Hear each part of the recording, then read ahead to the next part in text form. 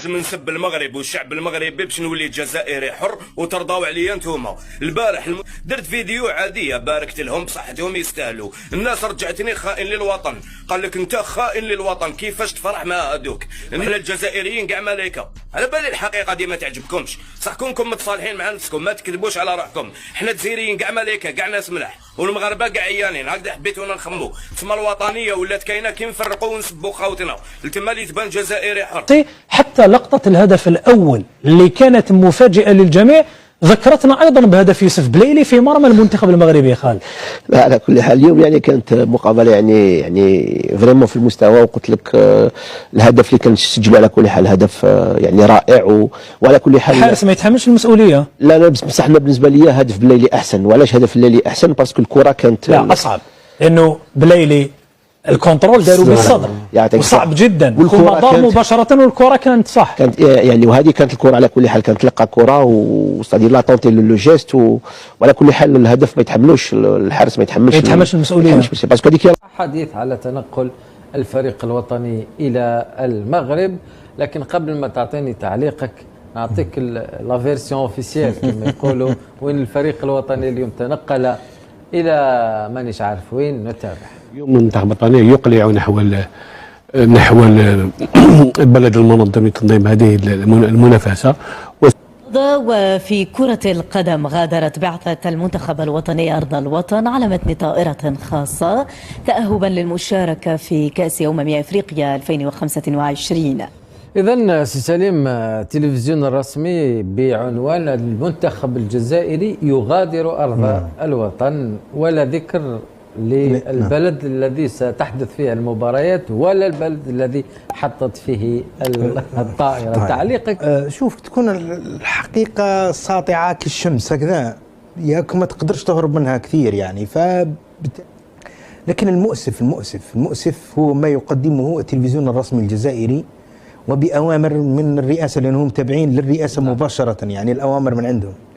يا أخي مانيش فاهم يعني هذه الرداءة والانحطاط، قلة عقل انه يقدموا في نشرات اخبار انه هناك كأس افريقيا، لكن اين مش موجوده الان. وغادر الفريق الى اين؟ يعني يتحاشون ذكر كلمه المغرب. هذه راهي سقاطه كبيره يعني يقولوا عنا احنا.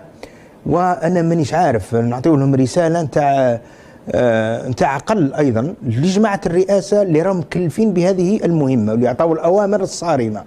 قول لهم يا جماعه حشموا شويه، هذه راه الجزائر، ما يجيوش يبهدلوا بينا بهذه الطريقه. يعني عملوها في الكأس العالم، عملوها، قلنا لهم انه يا اخي هذا لا يليق. لكن سليم، لا يليق. انت الفريق الوطني تنقل، يعني انت عندك جزائريين تنقلوا رايحين يلعبوا في المغرب في كأس افريقيا. فانت لما تستعمل هذا الخطاب الرسمي يعني شيء والله لو ماناش معنيين بالمنافسه. قال يعلقون بهكذا، قال مهابل من بكري. لكن الان نظن اصبح الامر اكثر يعني مفضوح. يعني مؤسف وانا نقول لهم عقالوا لانه شوف مثل ما قال الزميل ابو طالب شبوب، يعني التصرفات من هذه ربما تنتظرها من مؤسسات خاصه. صحيح. ما تتحملش الدوله او الشعب المسؤوليه على ذلك. خلي المؤسسات الخاصه الاعلاميه في التناقر هذا بالعكس، قال احنا اعلام حر بين خليه. اما الاعلام الرسمي ما تعودنا به، وشهاده لله يعني الاعلام الرسمي في الجزائر تعود على يعني التحفظ يعني. صحيح. والرزانه والرصانه، ما كانش يطيحوا في هذه الرداءة هذه يعني انت مخضرم. انا كانت لي فرصه، انا ما دام ذكرت التلفزيون الرسمي لانه هذا مش امر بسيط، هذه واجهه البلد. انا كانت لي فرصه مع واحد من الصحفيين القدم في التلفزيون الجزائري الان متقاعد، يقول لي احنا في التلفزيون سابقا كانت تجينا يعني برقيات او تعليمات دوريه حول المصطلحات التي يجب أن تستعمل في مواضيع محددة. صحيح. قال تقول مثلا الكاتب القدير، تقول البلد الشقيق، تقول كذا، يعني مصطلحات محددة. صحيح. يبدو أننا الآن فقدنا كل البوصلة. لا، هناك تعليمات أخرى الآن، تعليمات أخرى. يعني ممكن تعليمها من الرئاسة قال اسمع ما تذكرش بلد. طبعا هذا هو الشيء اللي راه مقلقني أنا ومقلق كثير من تعرف شكون اللي يكتبوا الان اللي راهم منزعجين ومقلقين راهم كبار الصحفيين اللي معروفين، راهم يكتبوا في مواقع التواصل الاجتماعي، وناس اصحاب سمعه، وناس الصغير فيهم في عمره 50 سنه، راهم يقولوا احشموا، يعني احشموا، لا يمكن ان يكون هذا اداء تلفزيون رسمي. وهناك بعض التعليقات لجزائريين بسطاء قالوا نحن نشاهد التلفزيون الرسمي المغربي. يا أخي قال ما يحكيوش علينا مثل ما تحكيوا أنتم على المغرب، يعني بالرغم من أن هناك أزمة على المستوى الرسمي، يعني هناك يعني ليفل معين، ما نهبطوش تحت سقف معين ما نقدروش نهبطوا فيه، لكن احنا هبطنا كثير كثير كثير. لذلك أنا نقول للجماعة القائمين على الرئاسة اللي راهم يسيروا في التلفزيون الرسمي والوكالة الأنباء، أنتم أسأتم إلى سمعة الجزائر كثيرا كثيرا كثيرا. للأسف يعني هذا كان ربطا بالحدث، وحتى نقول من أحسن ومن أخطأ. بعد الفاصل جولة عبر الصحف. اسكي تي في ما تزعفش، ديجا سلمت عليه العريضة، ضربوا ربي، ديجا ضربوا ربي، ما تزعفش اسكي تي في. اسكي تي في الأخلاق والتواضع والقيمة كامل جو في بنادم واحد. نقول بعته ربي سبحانه، يعني نقول بعته ربي باش عطانا قيمة الحياة، بلي الدنيا هذه ما فيها والو، جايزين طريق. أخلاق عالية والله، أخلاق عالية وتربية ومستوى عالي. منو انت ارجنتين، برازيل، فرنسا، منو انت؟ منتخب المغرب اللي محقق رابع العالم وبطل العالم للشباب، بطل كاس العرب، واسماء ونجوم، كل تواضع واقفين ومسوي لكم ممر شرفي يا منتخب الصدفه، تجون ما تسلمون عليهم.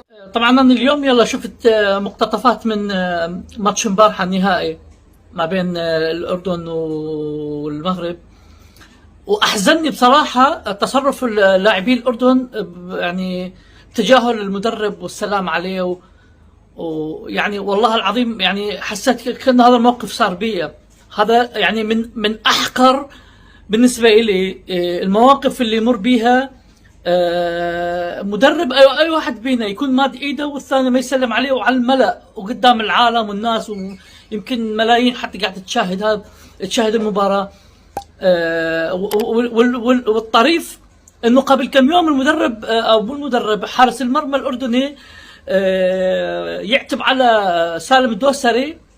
طبعا انا مو دفاعا عن سالم الدوسري ولا على اي احد، انا ما احبه ولا احب المنتخب السعودي. يعني هذا طبق قول الله تعالى: اتأمرون الناس بالبر وتنسون انفسكم. يعني تكلمت عن خلقه وما رضى يسلم عليكم، وكان تكبر وما تكبر. هذا الشيء تسموه اللي صار بالملعب، هذا أسوأ من اللي سواه ياسر الدوسري أو سالم الدوسري مليون مرة. والله العظيم عيب. أنا يعني ما أحب يعني أتخيل حتى أني أكون مكان هذا المدرب. يعني أنا والله العظيم استغربت من المدرب مسكين يضحك ومبتسم وحاول يسحب اللاعب حتى يواسيه. شو خسارة حياتك؟ يعني انت تكون تصرفك بهذه السفالة قسما بالله. يعني لو كنت المدرب يمكن اقل شيء حسوي ابزق عليك قدام الناس، مثل ما اهاني اهينا قدام الناس. وانتوا لو كنتوا مكان المدرب بكل صراحة كيف راح تتصرفوا؟ تحياتي. شايفين هذا المدرب طارق سيكتوي، مدرب المنتخب المغربي اللي شارك ببطولة كأس العرب. تعرفون هذا المدرب احنا المنتخب العراقي قابلناه واجهناه بأولمبياد باريس 2024 اللي خسرنا من المغرب 3-0. كان المنتخب المغربي على طاقة ومستوى عالي، منتخب خارق، كان من الممكن انه يعني ينهي المباراة اكثر من هاي النتيجة، ولكن كانوا شوية عندهم رحمة. البارحة بعض لاعبين المنتخب الأردني بعد خسارتهم بطولة كأس العرب صراحة تصرف كان مخجل وسلوك مو حلو. بدر من اللاعبين انه مدرب طارق سيكتوي رغم انه يفايز ومنتصر واخذ البطولة، ولكن كان متواضع. لاعبين المنتخب الأردني بعضهم ما ردوا السلام عليه ولا اعتبروا له اعتبار، ولا كان تصرف غير لائق وما بأي تقدير. تعرفون هذا المدرب يعني ثروة للمنتخبات العربية وللجمهور العربي. هذا المدرب أكثر مدرب متواضع، هذا المدرب خسر منتخبات كبيرة، منتخبات عالمية، وما حد يتصرف وياه التصرف. هذا المدرب يستحق كل الاحترام من الجمهور العربي، لأن قدم فريق من أسماء مو من الصف الأول، ولكن ما كان اكو اختلاف بأدائهم من أداء المنتخب الأول المغربي. فشكرا طارق سكتوي، مدرب ولا أروع. سكتيوي المدرب تاع المغرب خلاو له يدو هكذا، تبعها شوف مليح، لاعب المنتخب الأردني وما يخمسش مع مدرب المنتخب المغربي، تبعها. هنا دار واحد الحاجة لاعب تاع المنتخب الأردني، أنا في نهاية الفيديو راح نفهمك واش صار، علاه ما خمسش معاه، راح نمد لك السبب في نهاية الفيديو. قبل ما نهضروا على السبب، في الرياضة في كرة القدم كاين واحد المبدأ كبير هو الاحترام المتبادل. المدرب تاع المنتخب المغربي سكتيوي كير ما يدو شغل مشى في هذاك البرانسيب، مشى في هذاك المبدا.